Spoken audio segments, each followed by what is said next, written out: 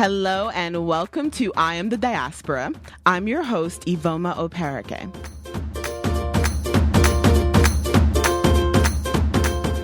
This is the show that focuses on African business stories in order to empower the African diaspora. My guest today is Elizabeth Olubadan, the founder of Aso-Swap, and I actually had her on previously on episode 14. So the reason that I decided to start my second season with this interview is because this interview actually is the reason that I changed my niche. I decided to focus down on the African diaspora. And it's because I was so inspired, and I thought back to all the interviews that I had this past year that inspired me, and all the interviews inspire me, but it's the ones that really resonated with me, really touched me, and it was the African diaspora. So that's why I wanted to start my second season with this interview.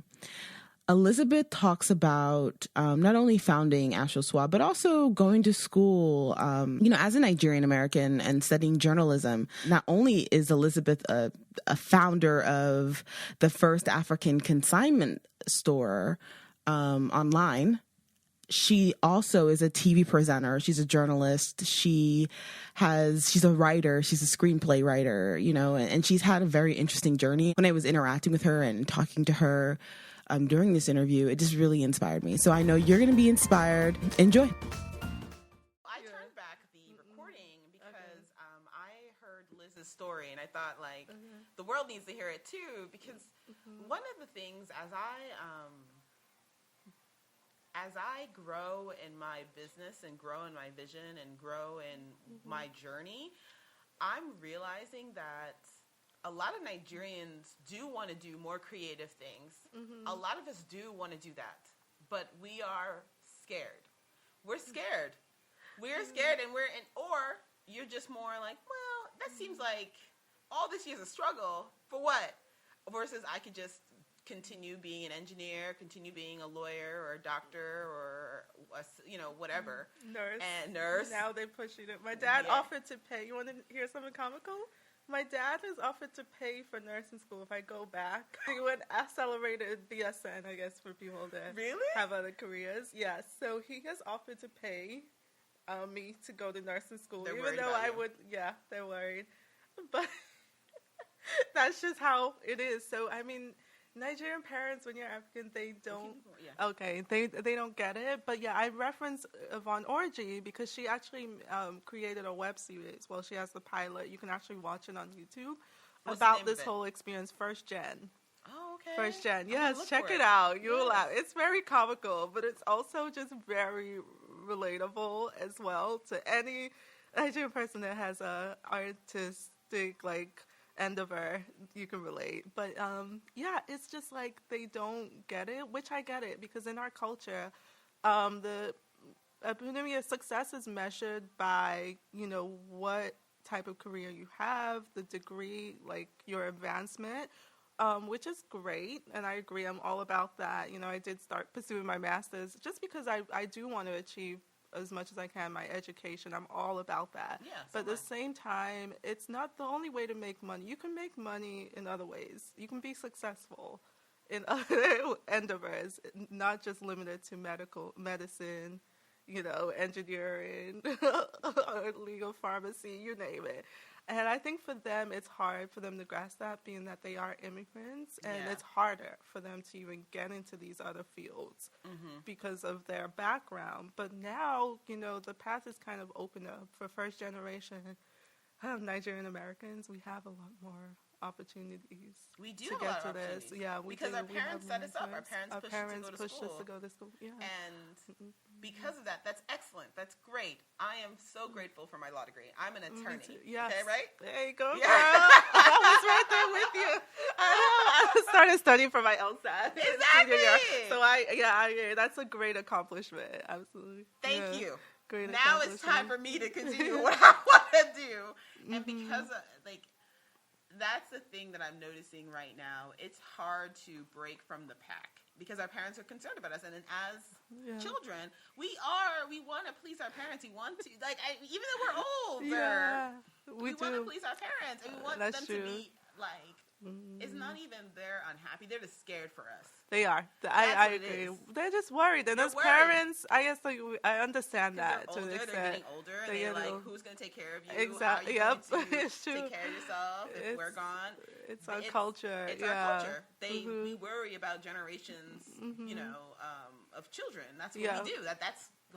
That's our life. That's how we're brought up. Thank you. Yeah. I am grateful. I'm so grateful too. Yes. I mean, I'm grateful that I pursued as well, even though it's journalism, but I did get a degree, because without that degree, you went to Rutgers. Yeah. You went to Rutgers, and then you went to LA, and now you're sitting here with me in Houston. Texas. Okay, so let's talk about that. You said you're a journalist. I am a journalist by profession. Yes. That's crazy to me. Like, your parents must have been like, wait, were your parents pleased with that decision to study journalism? Were absolutely not. They were not pleased. I don't think they accepted it. Even when I got into Rutgers, first year, you take your general education courses, prerequisites. So at that point, they said, oh, she's fine. She's going to change her major. When junior year came, and I was still a journalism major, and in the core of my curricula is when they realized, oh, she's really going with this. But they knew at the same time I'm very hardworking, and I love that, being Nigerian, where that's instilled, a value that's instilled in us. We are very hardworking. I'm very hardworking. So I didn't just go to class and then hang out in my dorm. No, I was the editor of our college newspaper, and I also held 2 internships. One was actually in Washington, D.C. I was selected to be in this journalism fellowship. So I got to go to the Capitol and interview, an intern at C-SPAN at the time. It was right before the 2008 election, so it was really exciting time. Yeah, and my second internship was at NBC. And I mentioned that I was an editor for the newspaper. So every time I came home on break, I would give my dad the newspapers, and he loved reading my articles.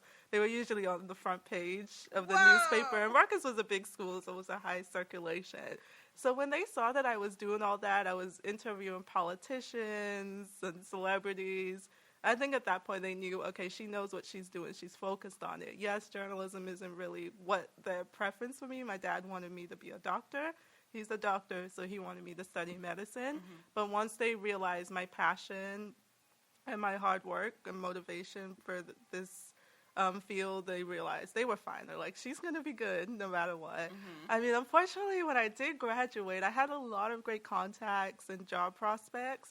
But, the economy kind of tanked, and journalism in 2008 took a very unexpected turn. Yeah, it went downhill. It went downhill, basically. And all the funding, I think around that time is when ads were pulling out, from newspaper. People weren't really investing in newspapers. Nobody was buying the newspapers at the time. And even with TV, like traditional journalism in general was changing rapidly.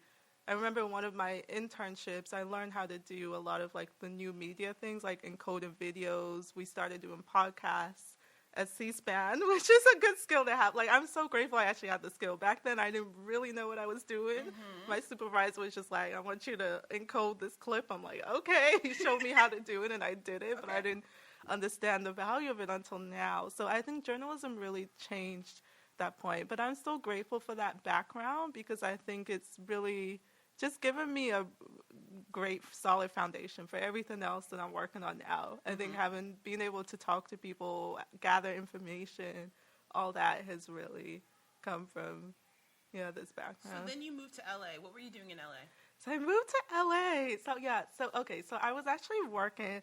Tell you why I moved to LA. So when I graduated from Rutgers University, I did get a journalism job in New York City. It wasn't at NBC as a reporter as I wanted, but it was cool. I was working on Wall Street, believe it or not. So I was working for a small financial publication. We reported on company mergers and acquisitions. In the 2008 height of the recession, there were plenty of those. So that kept us busy. And then all of a sudden I was laid off. And I guess I knew that was coming. It was a print publication, and they were also trying to make the switch to more electronic newswire. So I was laid off, and then I was given like 1 month severance package. I'm like, oh, I have a whole month. I either find another journalism job in New York, or maybe I go out to to LA. At that point, I had written a screenplay, and this. So you write too? I'm a writer, yes. And I guess with journalism... Okay, let's talk about your skills. Okay. I know I'm trying to tie everything together, so I'm not jumping around, but yeah, we could... Do you want me to talk about that separately? I guess we could do. Okay, because that was actually why I moved to LA, but I... Okay, you moved to LA because of your screenplay. Yes, so I wrote the screenplay. It's a full-length feature film. Wow. I wrote it. I took an elective course while I was at Rutgers, and it was screenwriting. So we had to do electives. So that was my first exposure to screenwriting, you know. And I got to learn about how to format screenplays and all that. So I wrote the screenplay while I was working in New York. You know, after work, I would just write. And then I had a few people read it. They were really impressed, and they told me, well, if you really want to pursue screenwriting or give it a try, you will have to move to LA. So at the time in New York City, there's absolutely no market. New York City is for actors, Broadway, and singers. Okay. LA is the place to be if you want to write for TV I or did not movies. know that. Yeah, so that's what people kept telling me. So when I was laid off, I'll go back to the story. When I was laid off, it was really for me a blessing in disguise. It really was, because one, I didn't see that coming at all. And then when it did happen, the fact that I had a whole month to kind of figure things out, I realized, okay, I'm just going to go check out the Los Angeles market, see what I can find. And then I knew UCLA also offered a continuing education certificate in screenwriting. So I thought, okay, that could be, I could take some classes as well, not go for my master's in fine arts right away, but kind of just to explore that field. So I said, okay, I'm going to go to LA and enroll in this program in UCLA. And God will help me with all the rest, with finding a job and everything. So I went out there within the first month. I absolutely loved it. The energy there was very different from New York, but at the time, I think it made sense for me. And I realized, wow, I can really have a career as a writer. Make it prior to then, and even as a Nigerian writer, I was like, me, a screenwriter, and I'm Nigerian. Like, I didn't think that was possible at the time. I didn't know any Nigerian screenwriters. So, and then ironically, within my first month in LA, I met a Nigerian screenwriter. It was this guy, Michael Ajekwe, actually. He had written for like some early 90s sitcoms like Martin, I think Jamie Foxx show. And my conversation with him was very, very uplifting and inspiring. So while I was in Los Angeles, I realized, and I had gone there short term because my parents also thought I was just on a vacation, taking a break after I got laid off. So it was hard because I had to call them. I remember I came home. So I went to LA like in November for a month, and I came home for Christmas. But I really came home to get my things. And I remember having that conversation. Yeah, I'm going to go to LA and move there. They're like, what are you doing in LA? And I'm like, and at that point, I already got an apartment. I found some roommates. I had found a roommate. Fast. Yeah. Okay. Within a few weeks, I found roommates right by campus at UCLA. So I already had that commitment. So at this point, they couldn't even change my mind. So I just told my dad, yeah, I'm going to move to LA. I got a job there. I think it was a part-time temporary job, but I had to tell them so they wouldn't be too worried. Yeah. So I found something. And at that point, they just said, well, this is what you're going to do. We're going to support you. My dad's like, I'm not going to give you any money, but we'll support you. I'm like, okay, I'll be fine. Emotional support is important. Emotional support, very important. Yes. If not more important. Because I was fine. I was always working in LA, and I got to work at 20th Century Fox. I actually got to work at one of their major studios there as well. I was working there for about 2 years.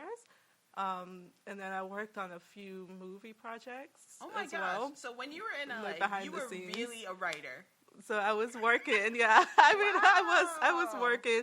I wasn't writing but what was cool is because I completed a few scripts, some spec scripts, which is like a sample of a TV show that's airing. So I did get to develop my scripts, but I was also working in production in the studio in other areas, but that still helped me. It really helped me understand, get a broad overview of, from a business perspective, understand production from business perspective. Because I worked in distribution at Fox. Yeah, I also did other few things, but all kind of came together. It helped me develop my writing. Yeah. So when you moved to Houston, why did you move down here? So why did I move to? So I was doing the LA hustle, like they call it. I did the LA hustle for a while, and so while I was in LA, the idea of my startup actually developed. And I went to a few, startup events. There's also a Blacks in Technology group that's pretty active in LA, so I would go to some of their events. And at that point, I had also I have a few projects under my belt already for writing. But again, you know how technology changes and everything? At that point, it wasn't really necessary for me to remain in LA, because I think I realized at that point I want to focus more on movies and web series. That's my niche, because I wrote a few feature films and not necessarily the episodic TV writing. Can you name some that we would know? That you would know? Well, they didn't. Okay, so the scripts I wrote didn't actually air, but it was cool. Not yet, though. There is one, a web series that we're actually producing now here in Houston. I know, I'm just... What is going on? That's all this stuff that I was focusing on. Aso-Swap, everything comes full circle. It's literally happening. I was just like, okay, so why did I move to Houston? And that's why when people ask me, it's like sometimes I don't want to seem like I'm focused, like I don't know, but I'm a believer. No, I'm very spiritual. I'm multi-passionate. Everything happens for a reason. I think God really brought me here. That's all I'll say. I came here to visit, and when I visited, Aso-Swap, the idea came about in August 2015. I came to visit my cousins in Houston. Just, a quick vacation I took. And while I was here, I went to their church, and then I saw some girls that were not even African wearing African clothes. And I asked them, where did you get those outfits? They're like, oh, my friend borrowed them to us. I realized, oh, wow, there's a market for my idea out here in Houston. Because prior to that, I hadn't really told anyone about Aso-Swap. So I realized, okay, maybe Houston makes sense right now because I want to be an entrepreneur. LA is kind of expensive, if I'm not, it is. And to start a business, Houston caters a lot more to entrepreneurs for me. So at the time, it was just like perfect timing. This was probably the best environment for me to be to develop my business and other goals that I had. So I would say that's the main reason why I moved to Houston. So I moved here in May. Yeah, I moved here in May. I launched of 2016. Yeah. I know, I'm still a newbie. I moved in May, but I launched Aso-Swap in June. That's awesome. Which, thank you, by the grace of God. It was just already the environment. You're decreasing your full-time job to a part-time job so I can focus on it. And it's November. Okay, thank God. I have to give you a clap. Thanks, God. Thanks, God. I know, it's been a busy month. And I've met a lot of awesome people like you. I've been networking. I think that's what also helped. Within my first 2 months here, I was networking heavily. So the African community is tight out here. It's so tight. It is. And I love that about Houston. That's another thing. I love that. If you have any idea, if you want to be in business, it's a great place to be because you'll get connected with a lot of other people. So I launched the idea in June. And then while I was working on Aso-Swap, I actually happened to meet the Wawa Boys. So you know the Wawa Boys? Yeah, I do. And that happened, the comedians. Yeah, unexpectedly. I went to a comedy show at my church, and they were hosting it. And right afterwards, my friend knows one of them. They went to University of Houston together. So we go and say hello to them. And then and this is a lesson too, never to hold back. Because the writing part, I don't really tell people in Houston I'm a writer. You didn't tell me. Like, I didn't tell you. I don't introduce myself as a writer in Houston, but when I'm in LA, I introduce myself as a writer to everyone for obvious reasons. You never know, everyone is in the industry. But here, I did it. But for some reason that day, I just told them because, I love that comedy. I was just thinking in my mind, wow, it would be cool to collaborate with one of them because I had an idea for a Nigerian wedding movie. So I was just thinking, I wonder if they would be interested. So I just mentioned to them, and I'm a writer. I moved here from LA. I was in LA for writing. They're like, really? That's cool. And next thing you know, they're like, we've been looking. They now tell me their goal is to start producing like short movies because they do, this comedy skits, but they want to expand. Funny. They're so funny. Yeah. But they want to expand to start. They've never done like a short comedy before. And it's something they want to explore that They should totally do that. Yes. So they were like, do you happen to have any scripts? And I was like, as a matter of fact, I do. Let me pull them up for you. Well, I emailed emailed them like a few days later a bunch of scripts, and I was even like nervous, like, oh wow, like maybe this is just too eager at once. But they loved it. Like within a few days, they got back to me, and it was actually the comedy short that I wrote, because I have some feature films, and then I wrote this comedy. It's called It's Just Hair, about a girl's transition to natural hair based on my real true experience in LA. And they loved it. And I was surprised when I'm like, oh, they're the guys, they may not really get it, but they loved it. And they're like, yeah, we want to do this project. We want this to be our very first wait. project. The screenplay you wrote in LA. In LA. Then you came down here, met a comedy group, decided to tell them this. And now they're producing. And now we're producing it.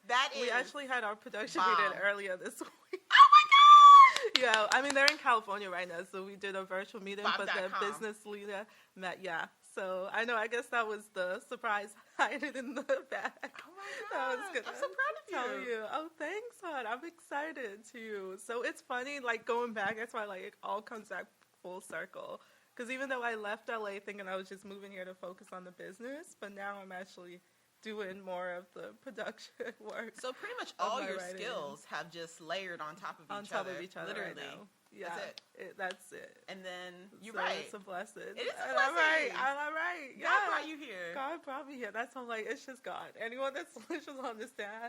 Because I can tell people, oh, I moved here for a new job. Yeah, I got a job, but that's really not like the main reason why I'm in this state. I can go work anywhere, get a job in any state. So I think, it all comes back full circle, and I love that. So It's Just Hair. We just had our production meeting this week. So we finally secured a date. We're going to do a screenplay reading. So we're ready. We're doing a casting next week as well. So we're kind of really on schedule. Like this is going to be happening, and I'm excited about it. We plan to shoot it second week in December. Wow. Second weekend, in December. I know you'll be around by then. I would have loved for you to... This is fantastic. Yeah. I'm so proud of you. Thank you, hon. See, this is the stories that we need to hear. Like, this is inspirational. Thanks. It really is. Yeah, and that's what I love. If anything with my experiences, because I know it's been long year and a lot that I've gone through, but if I can inspire people, I feel very fulfilled.